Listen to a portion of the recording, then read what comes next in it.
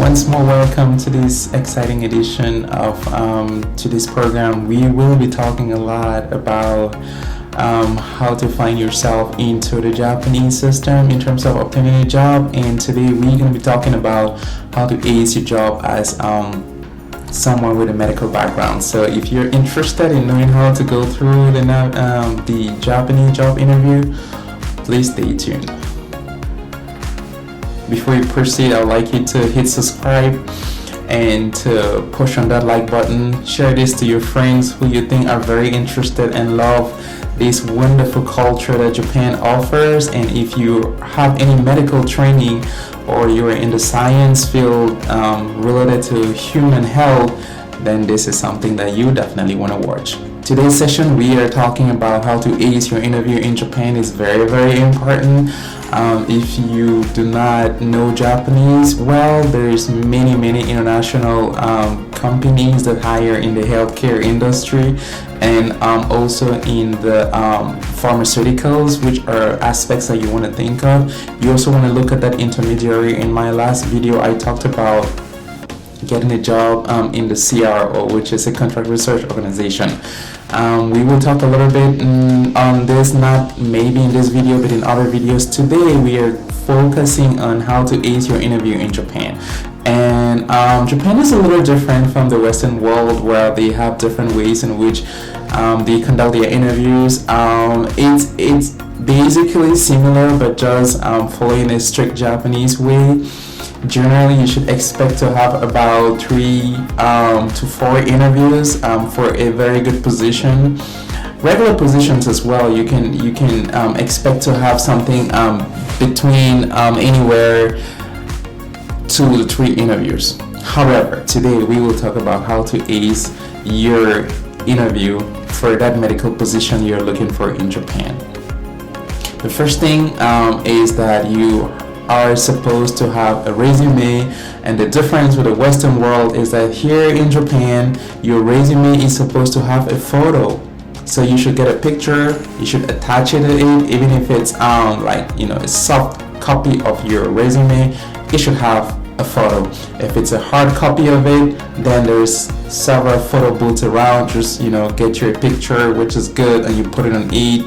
Depending on your job, some companies might want a 50 by 50. So just read your job description very well, and then you apply accordingly. All right, this is very important. And number 2 is that you should have your residence card or your Zairo card.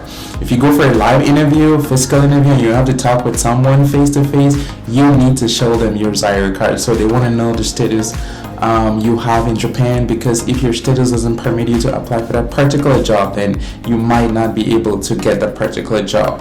Or if you're looking for visa sponsorship, then you have to let them know, and they will see the status that you've got, and they'll let you know if they can actually sponsor you a visa for that particular job, or it's a no. The next thing is that, of course, you have to do research on the company you want to work for. It's always good to read a lot about a company you want to work for. I remember my first medical job in Japan, I had very little information, and my first interview was not good. So I want to spare you that. Do not read the website. Go to the internet, read on the company, and make sure you know a lot on what they do. Next up is that you also want to know a little bit about Japanese culture. You want to have some basic questions that we'll see subsequently that you might be asked about, and you should be able to know it. All right, you should have this basic knowledge about Japan, some very basic information that we'll see. And next up is that you have to practice your interview. If you don't have someone that you can converse or dialogue with, it's no problem. Get yourself a mirror. Every house has a mirror. Go to your toilet, practice, just talk as if you were talking to someone in the mirror, which is real. Try to simulate, make it look real, and then you do the presentation and you see how it's going to be. And practice makes perfect, they say, and I also believe in that. The more you practice, the more you will get some form of confidence, you get some acquaintancy, and you're ready to speak boldly when you meet the people, at least for the most part. Okay, Next up is that you have to know in Japan, being formally dressed is very, very important. There's no interview that you go in a casual wear. For men, you must have a tie on like I do right here. It's very important. It's first impressions in Japan count. I don't know how I can lay emphasis on this, but this is super, super important. Please have yourself a suit. No bright color suits. Like really no bright color suits. You should get yourself a black coat, navy blue, or maybe gray, like this one I'm putting on right now. Have yourself a tie, but it shouldn't be bright colored. So really everything should look very professional. And it is obligatory, kind of, 90-95% of the cases, a man has to put on a tie. It really makes it formal. Women too have to be in suits. They don't have the obligation to put on a tie, but they should be at least in a black suit and a white shirt. It makes it look very professional. So it's very, very important. I cannot emphasize on dressing. Please try that. If you're attending an international company's interview, it might be a little bit different. You can dress culturally depending on where you come from, your background, but it should be official. Let it look really responsible. You can't just go there putting on a hoodie or just a very short sleeve shirt or casual dressing, and then you show up for an interview. They wouldn't appreciate it at all, and that's the first step of failure. So you don't want that. Especially if you're in the medical industry, you must show some sign of responsibility. It's a noble industry, and so they expect that people working in the medical industry should have some sense of self-presentation in a very professional way. It's very important. Moving on, I'm going to discuss a little bit about some of the questions that you should expect in a Japanese interview. It's very important. It's a little bit different from other countries, but it's something you would definitely have to. So the first thing, when you meet people, always have that smiley face. Try to smile most of the time. Even if you don't have a reason for smiling, please smile. It's very important. Japanese people really value that a lot. And you should be confident. You should say, konnichiwa, hajimemashite. Watashi no namae wa Crespo-san desu. Yoroshiku onegaishimasu. You should be able to, do the basic self-introduction in Japanese and be ready to have a keen ear to listen to what they have to ask you as a question.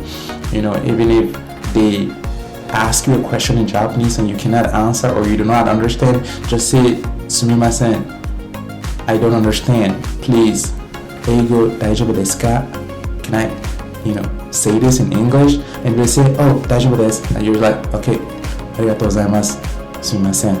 And then you can proceed to answer the question in the English language. It's very important.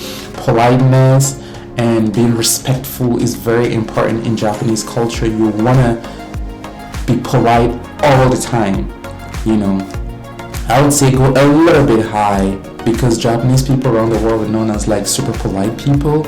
And if you show off as being rude or being not polite or respectful, you will really have a hard time getting a good position. Plus, Japanese society is very hierarchical, so you really want to make sure that the next person who is superior to you, you give them all their respect. That person is called your senpai. And if they're very high above you, they are your sensei. So you really need to, always bow when you talk to them. You need to address them properly and do just as you're supposed to do with someone who is higher in authority than you. So this is very important. Let's go to a question. The first question they will ask you in a Japanese interview is, why did you come to Japan? This is very important. It might look weird as a question, but yeah, the Japanese population is still almost 90% homogeneous, which means that just Japanese people form, the bulk of the Japanese population. Is not as diverse as the US or Canada or other European or African countries somehow. But what you should be ready to answer is, why did you come to Japan? You should have a good storyline. You might have loved the culture of Japan. You might have loved, the food. You might have loved, cartoons or manga, whatever. that fascinated you about Japan, you should be able to say it. If you came as a ryugakusei, which is like university student, you should be able to say that. If you're an exchange student, whatever brought you to Japan, please just say it truthfully and be honest and be simple. They will always ask you why you're here, and why do you want to get this job. I think these are very basic questions that we'll have in every job interview. Why should we hire you? And then other questions that they'll usually ask you is things like, what do you like about Japan? You shouldn't say, I don't know, or let me think. You should be able to at least have one thing. That's why you had to practice before. So you should have one thing you like about Japan. So you should be able to say that thing you like about Japan. And contrary, they'll also always ask you, what don't you like about Japan? Please be careful. This question is always going to be there, and it's very important for you to say there is always that one thing that we might not like. You should be able to say it. Maybe the food is different, you miss your home country's food. Maybe you still have a lot of difficulty struggling with the language. Maybe you don't understand the culture very well, or the culture is very straightforward. You should always have at least one thing. Moving on, they'll ask you questions about your academic background. You should be able to say where you're schooled. If you study in Japan and you have a Japanese certificate, bingo, that's very good. There's a higher probability that you might get a job because you trust your system very well. But you should be able to say about your qualifications. If you have a bachelor's degree in biology or chemistry, you should be able to say that, or a master's degree, or you have a professional degree, you're an MD. I said in another video, I'm going to give you a list of the different jobs that you can apply in Japan, like me, and get you a very good position that's very, very top paying. Now, general aspect is that you should, when you're in a Japanese interview and you're offered a seat, please be very careful, because you can't sit like this, or you can't be over relaxed. You have to always sit upright and listen to the interviewer. Remember to bow. If someone corrects you on something, you say thank you or arigatou gozaimasu, and you make sure you bow. It's the culture. Once they find that you're ready to integrate a culture or act in a cultural way, which is show some cultural appropriateness, then they become very happy. If you have any questions, any concerns, any things that you want to know, please put in the comment section, and I will be more than happy to answer to your questions.